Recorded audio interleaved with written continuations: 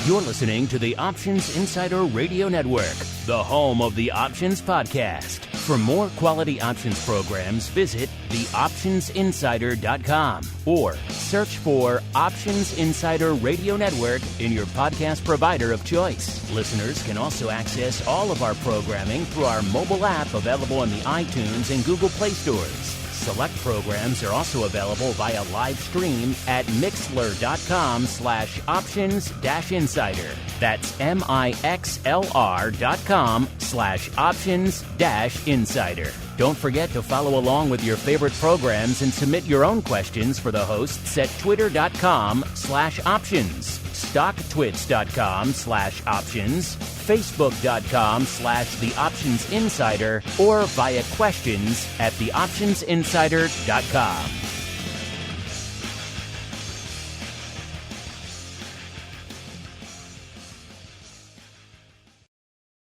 Welcome to the Options Playbook, the program where we break down cutting-edge option strategies and explain how you can incorporate them into your own portfolio. Whether you're looking to grow your capital with some offensive maneuvers or protect your investments with defensive plays, you can find them all in the Options Playbook. The Options Playbook is brought to you by Ally Invest. Anything mentioned today is for educational purposes and is not a recommendation or advice. Options involve risk. Please refer to ally.com/invest/disclosures to review additional risks involved with trading options. Securities offered through Ally Invest Securities LLC, member FINRA and SIPC. Now, let's open the playbook and get started. Hello and welcome to Options Playbook Radio. I'm your host, Brian Overby, Ally Invest Senior Options Analyst and author of the Options Playbook.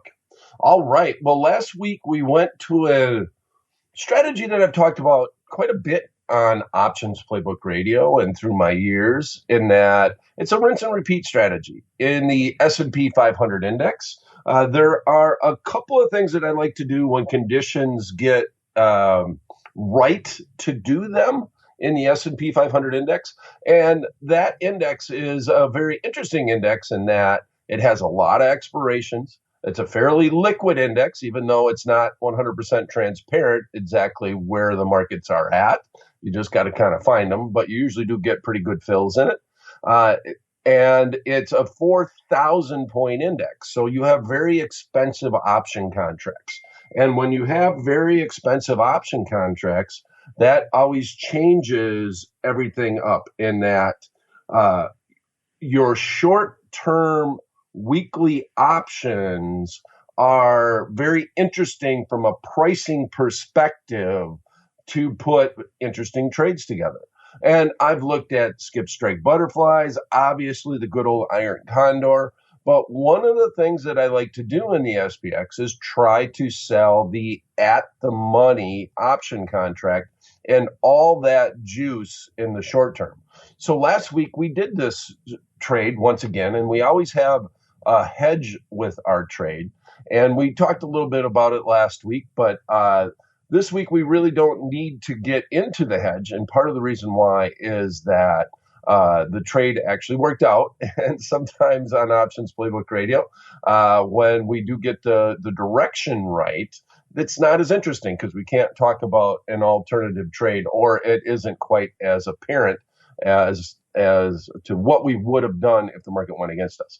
Okay, so we did a short-term expiration. We taped Options Playbook Radio last week. The markets were open. It was Thursday, June 3rd, and we ended up with the market, the S&P 500 index at 4,185. We ended up selling that 4,185 strike call and then going 5 points in the money and buying the 4,180 strike call.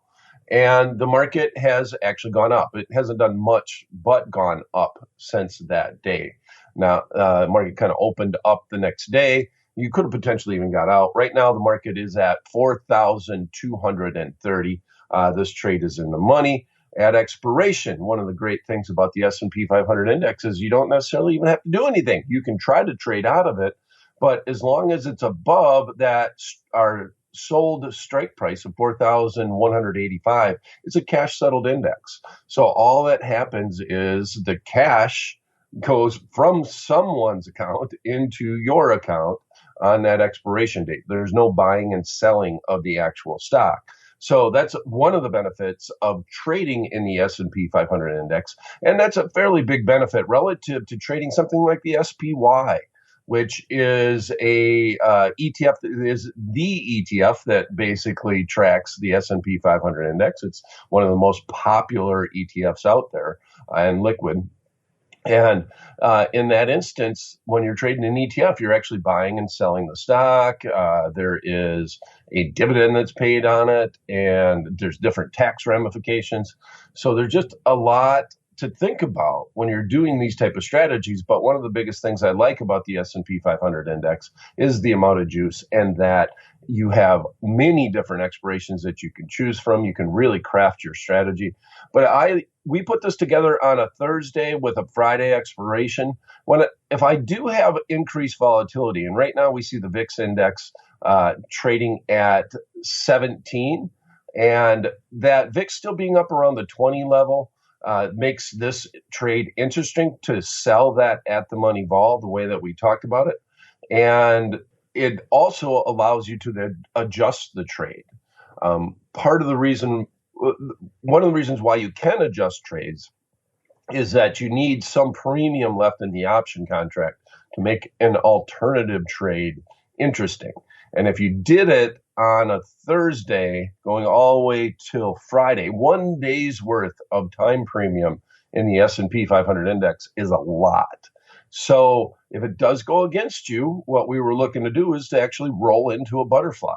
That old adage, I don't want the cheese anymore, just let me out of the trap. So if the market had, instead of the next day going up 20 points, it actually went down 20 points, well, then we're just going to roll into a butterfly, take a little bit of risk off the table, still have our chips in, right? Still have a chip in a chair, and hope that the underlying stock at least comes back towards our short strike of our butterfly at that point in time. All right, so that trade worked out fairly simple. And now we're past earnings season. Well, not 100% past, but there's still a few earnings reports that are trickling in. But with that said, a lot of the major companies have announced earnings. Earnings were really good relative to last year and the year before that, and that they were very strong, but we didn't get a lot of movement in the stock. We're finally seeing some momentum to the upside in a lot of the indexes overall. So I'm going to talk about a fear of missing out. A lot of people are talking about meme stocks, and they're talking about the tech stocks. Apple just had a big meeting this week, big powwow, I guess, for lack of a better term, with all of their programmers, and talked a lot about some of the new features that they have on their new operating system. So there's been a lot of news in that direction with the techs and the meme stocks. And we're going to look at this little known industry called the energy industry. And the stocks are making a move. Oil's making a move. So I think it's time to do a FOMO trade, a fear of missing out. And the underlying stock we're going to pick today is ExxonMobil. They've had some news recently, too. Stock is up today, and I should let you know that we are taping Options Playbook Radio. The market is open today. Usually we tape after the close, but today we're taping with the market open. It is Wednesday, June 9th. ExxonMobil is trading at $62.85. It's up 72 cents. So how can we manage our risk and do a FOMO trade in the energy stocks? Now, a lot of people will just say, well, why don't we trade the XLE, trade some ETF that tracks the energy industry. And I don't mind that. I don't mind the way to approach that. But one of the things about some of these energy ETFs is they have fairly high fees in them. And they just don't seem to move as much as the underlying stocks do, just in general. And that's what they're meant to be, right? ETFs and mutual funds in general are meant to try to mute some volatility, but still give you some upside and take away a little bit of the risk to the downside and give you some of that upside exposure, but without all the volatility. So I'm going to minimize that risk by investing in a particular company. And you can pick whichever one you like in the space, but volatilities have came in. We mentioned that in the VIX. It's really came in on a few of the stocks. And we've done some strategies because volatility has came down a little bit. It's still elevated, but it's came down a little bit. And I like going out further in time in this space on the underlying stock that you want to trade and buying an in-the-money option contract as a substitute for owning the stock.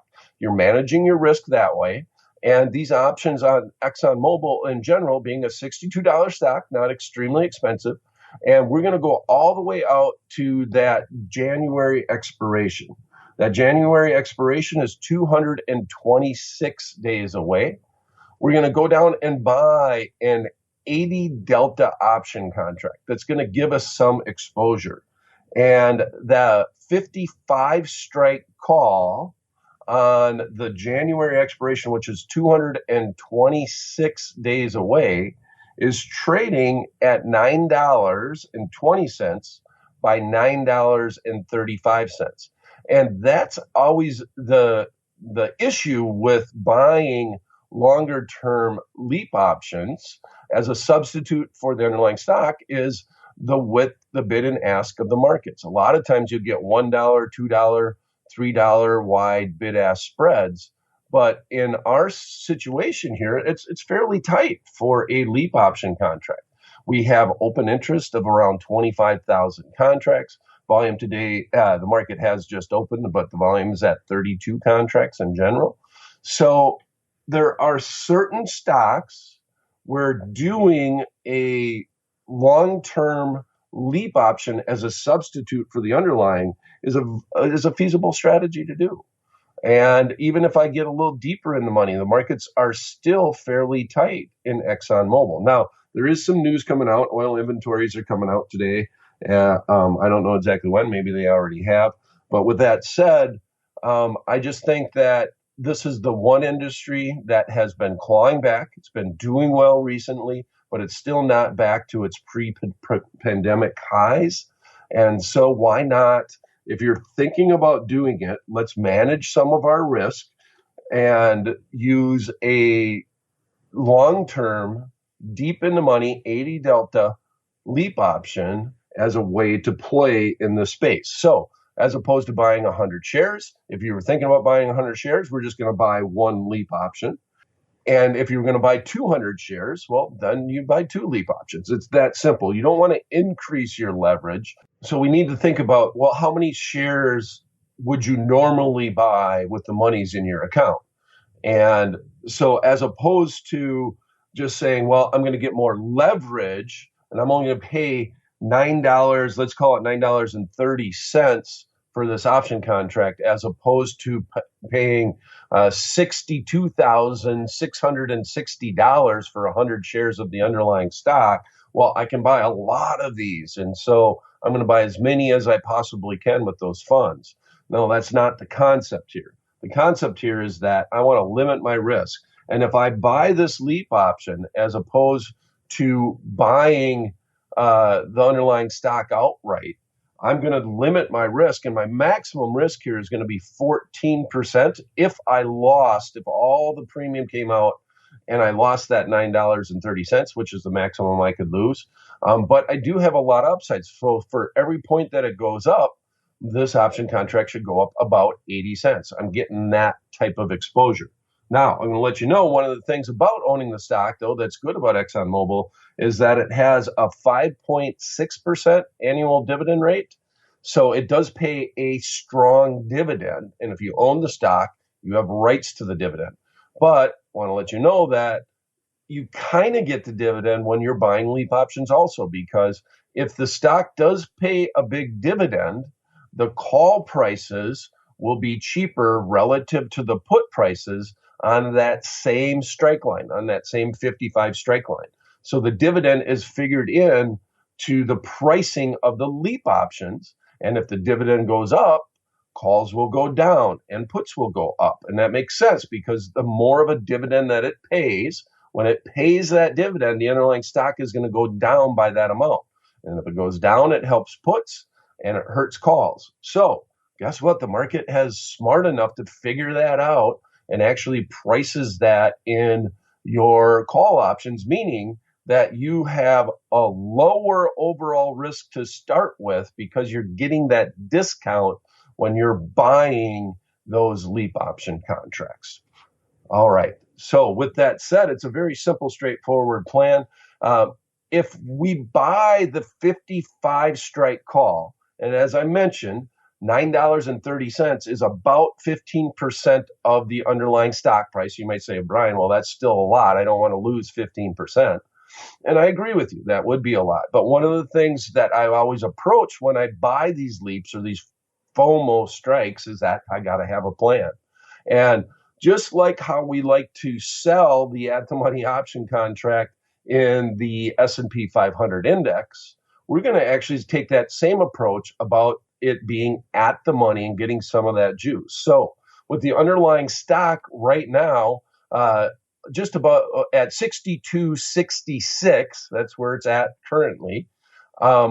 If the market did come down to my short or to my long strike, to my 55 strike, I'm just going to sell it and get out.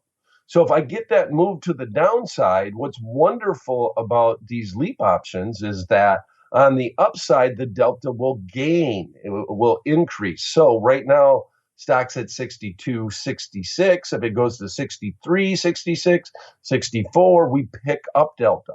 On the way down, it slows down. The acceleration gets lower. And an at-the-money option contract would normally have a delta fairly close to 50. So we gain shares on the way up, or delta, and we gain acceleration on the way up. And on the way down, it slows down. So if it goes down to the 55 strike, my plan would be just quite simple. I would just sell it. I would sell it and get out and capture the at-the-money time premium, which is going to slow down the acceleration as the underlying stock goes down overall.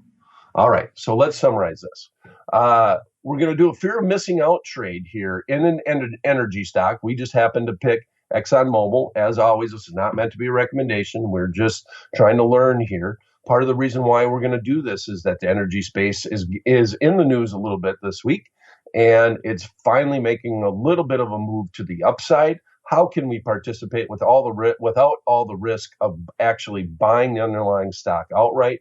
Volatilities have came down, so we're going to go all the way out to that January expiration, 226 days out.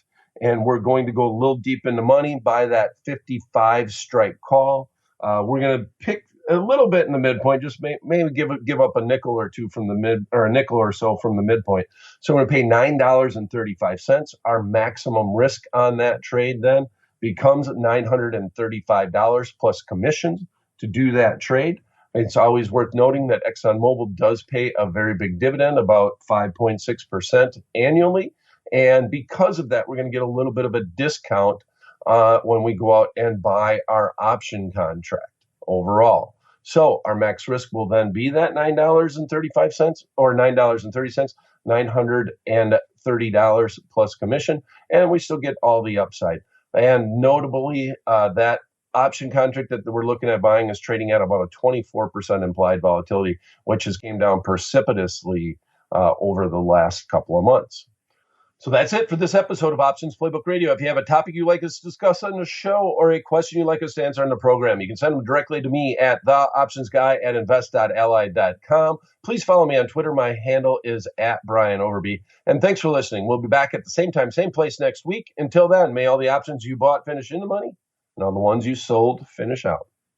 The Options Playbook is brought to you by Ally Invest. Anything mentioned today is for educational purposes and is not a recommendation or advice. Options involve risk. Please refer to ally.com/invest/disclosures to review additional risks involved with trading options. Securities offered through Ally Invest Securities, LLC, member FINRA and SIPC. You're listening listening to the Options Insider Radio Network, the home of the Options Podcast. For more quality options programs, visit theoptionsinsider.com or search for Options Insider Radio Network in your podcast provider of choice. Listeners can also access all of our programming through our mobile app available in the iTunes and Google Play stores. Select programs are also available via live stream at mixlr.com/options-insider. That's mixlr.com/options-insider. Don't forget to follow along with your favorite programs and submit your own questions for the hosts at twitter.com/options, stocktwits.com/options, facebook.com/theoptionsinsider, or via questions at theoptionsinsider.com.